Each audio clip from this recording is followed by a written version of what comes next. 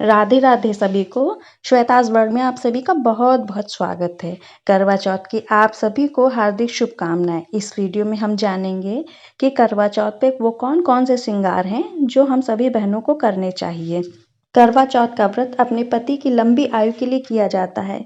सुहाग की पूजा में पूरे 16 श्रृंगार करके ही पूजा करनी चाहिए। तो आइए जानते हैं कि वे कौन से 16 श्रृंगार हैं जिन्हें हमें अपनी पूजा में शामिल करना चाहिए।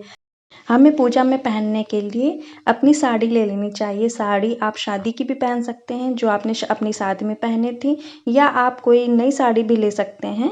और अगर नई साड़ी नहीं ले सकते हैं तो कोई भी लाल पीली साड़ी आप पूजा में पहन सकते हैं, या आप सूट भी पहन सकते हैं। बस एक बात का खास ध्यान रखें कि हमें पूजा में नीले और काले रंग के कपड़े नहीं पहनने हैं। कपड़ों में गुलाबी रंग हो सकता है, पीला रंग हो सकता है और लाल रंग हो सकता है।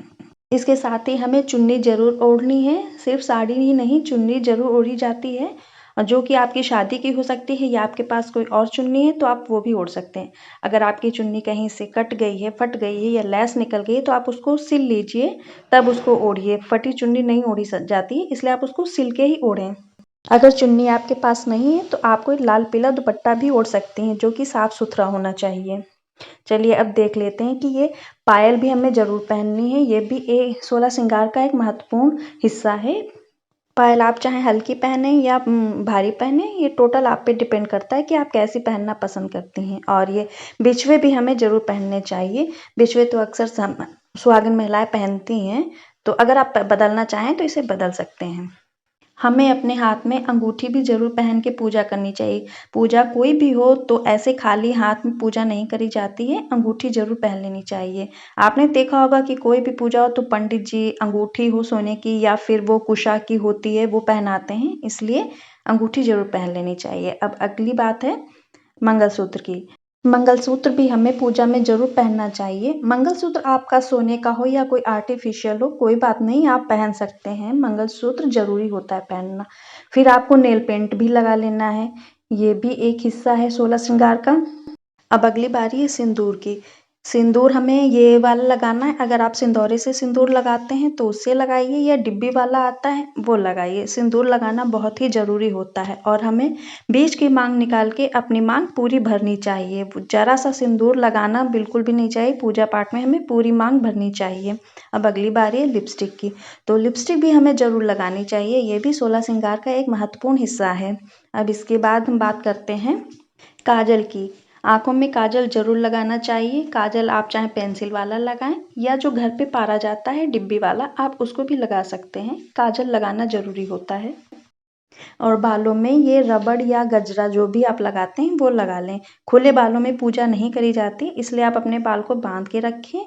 आप रबड़ लगा लें, या तो फिर इस तरीके से एक क्लचर या बैक पिन जो भी आपके पास हो आप वो लगा सकती हैं। खुले बालों में पूजा करना सिर्फ एक फैशन है और कुछ नहीं है। हमें बाल बांध के ही पूजा अपनी करनी चाहिए। अब अगली बात है मेहंदी की। मेहंदी तो आपने एक दिन पहले लगा ही ली होगी, मेहंदी भी जरूर लगानी चाहिए। ये भी 16 श्रृंगार का एक महत्वपूर्ण हिस्सा है। करवा चौथ की पूजा में हमें बिंदी भी जरूर लगानी चाहिए। बिंदी आप कैसी भी ले सकते हैं, तिलक लें या गोल बिंदी लें। हो सके तो आप थोड़ा सा बड़ी बिंदी लगाएं, छोटी सी बिंदी कम ही लगाएं, क्योंकि बड़ी बिंदी लगाने से हमारा शुक्र ग्रह मजबूत होता है। इसलिए हमें बड़े रंग की लाल रंग की बिंदी लगानी चाहिए। पूजा कोई भी हो, चूड़ी के बिना तो कोई भी श्रृंगार अधूरा ही रहता है। आप इस तरह की लाल या पीले रंग की चूड़ी पहने। चूड़ी आप भर भर के पहने हाथों में तो ज़्यादा अच्छा रहेगा। और जो सेट आता है ना सीप का, अगर आप वो पहन रहे हैं तो आप उसमें ये इस तरह की लाल रंग की चूड़ियाँ कांच की जरूर लगा लें, या पीली रंग की चूड़ियाँ जरूर लगा लें। करवा चौथ की पूजा में हमें अपने पैरों में आलता या रंग जरूर लगा लेना है। आप चाहे सूखा जो घोल के लगाया जाता है वो लगाएं, या जो ऐसा लिक्विड आता है आप उसे लगाएं। लेकिन आप मेहंदी भी पैर में लगा सकते हैं। अगर मेहंदी लगाइए तो कोई ज़रूरत नहीं आलता लगाने की, या आप दोनों भी लगा सकते हैं। टोटल आप पे डिपेंड है आप क्या लगाना चाहते हैं।